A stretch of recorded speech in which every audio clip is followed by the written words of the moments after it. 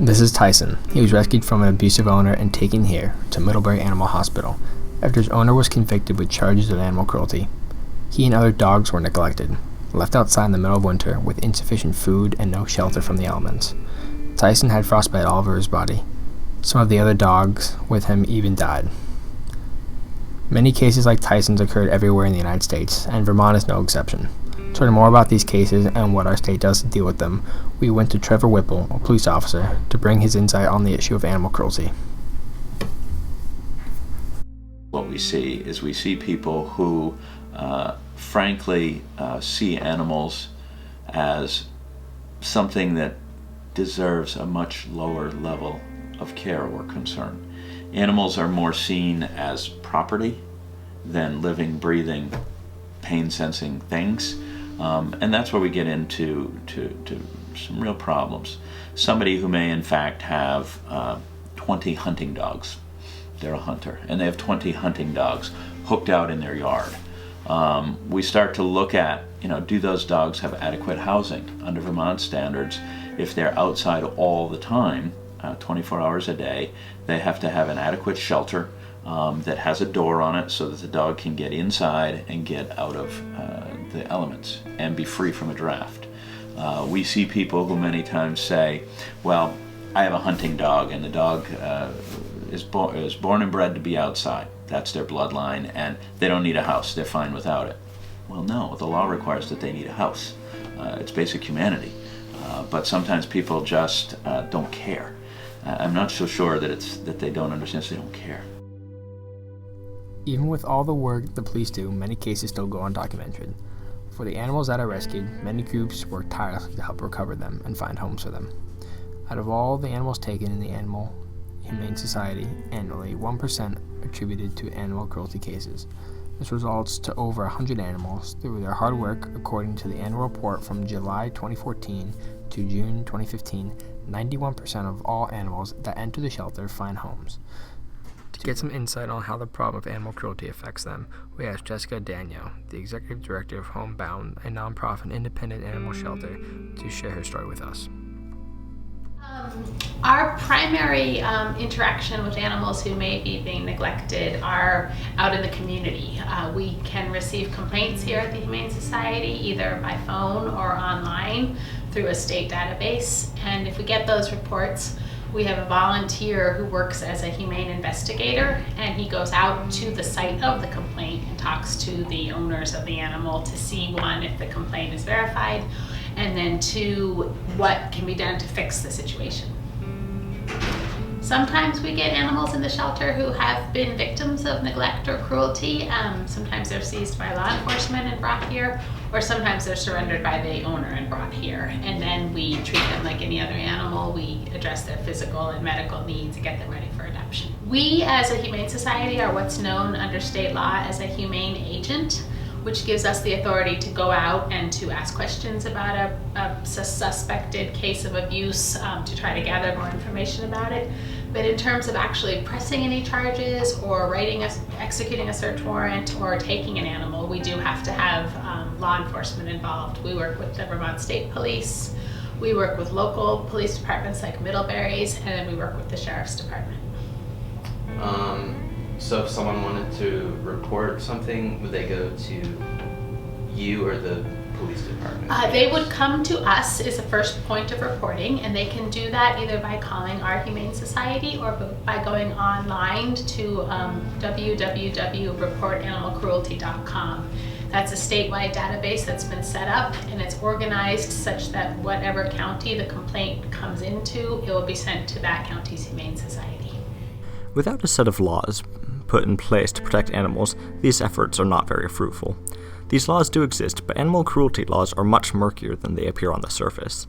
Many distinctions made in the laws lead to unequal protection for some types of animals, especially those used in industry such as cows or chickens.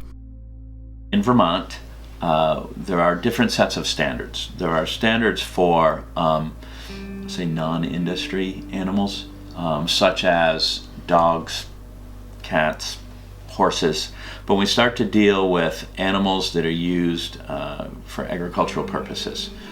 Chickens, pigs, meat or farm animals, so to speak, cows, we then are subscribed to industry standards. So we do quite often get into sometimes a disagreement on how chickens are kept.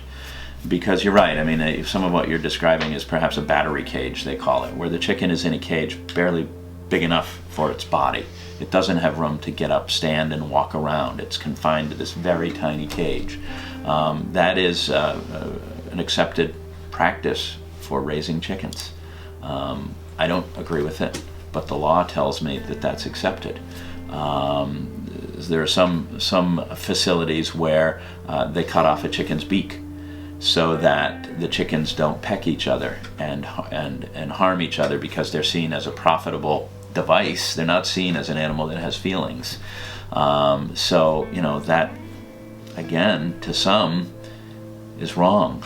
But the law tells us that if that's an accepted practice, an accepted, you know, agricultural practice, then that's what we go by. A thin gray line separates factory standards from what would widely be considered animal cruelty. Yet, for industry animals such as cattle and chickens, actions such as cramming chickens into battery cages are very legal. Adding to the trouble with dealing with our evolving understanding of animal cruelty and animal-related industry is that Vermont remains a farming state. Unlike some places, the large amount of industry-minded businesses and farms negates much of the movement for change in industry standards and practices. From my point of view, certainly I think that animals should have some level of protection, some level of, safe or healthy or pain-free existence, certainly, a humane existence. And what we do see many times is that the industry, folks that are in the industry, don't think the same. It's a for-profit. Their mindset, their ethics are perhaps different than, say, mine, where I might look more towards the welfare of the animal, the health and safety of the animal. We have people that are involved in the industry that don't think that way. So it is a struggle, and I would agree with you that when you have a strong industry, a strong farming industry, that it can be a struggle.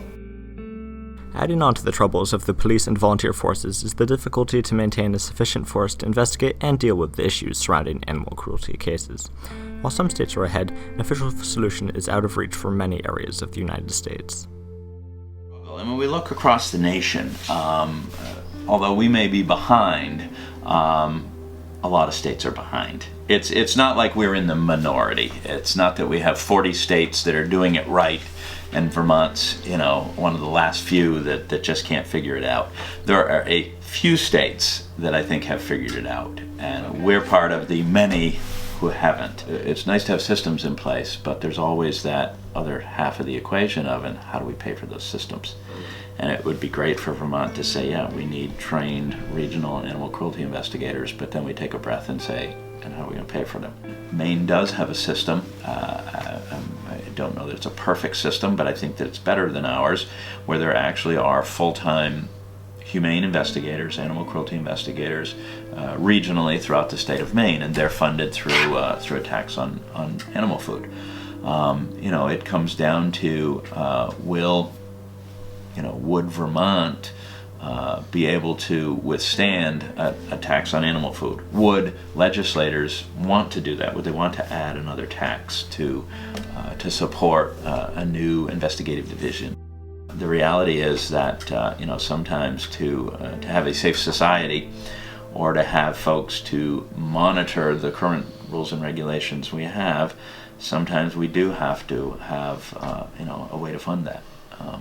So I think Vermont, it's good that legislature is looking at this. There are some states where it hasn't even risen to that level. So I am pleased that legislature has said, okay, we have an interest in learning more. So I think that's a step forward. I don't know that the report they receive it doesn't provide a magic fix. It doesn't say, here's what you need to do and here's how you're going to pay for it. It's a series of options. Here's some possible moves forward in how we can better and move more uniformly respond to animal cruelty or animal neglect cases, and here's a whole series of potential funding mechanisms for it.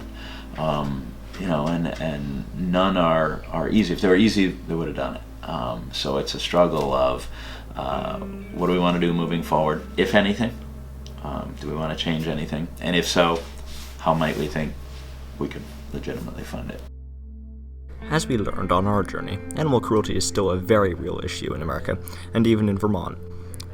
Today we struggle with adapting to new perceptions of animal cruelty and creating a sustainable system for enforcing animal cruelty laws. The debate of the treatment of industry animals continues in full. We can't just wait for change, however. Volunteering and donations can help organizations such as Homeward Bound to protect animals and find them good homes. Petitions and new ideas can help revolutionize how animal cruelty laws and enforcement work in Vermont. In any case, animal cruelty is an issue which isn't worth waiting to resolve.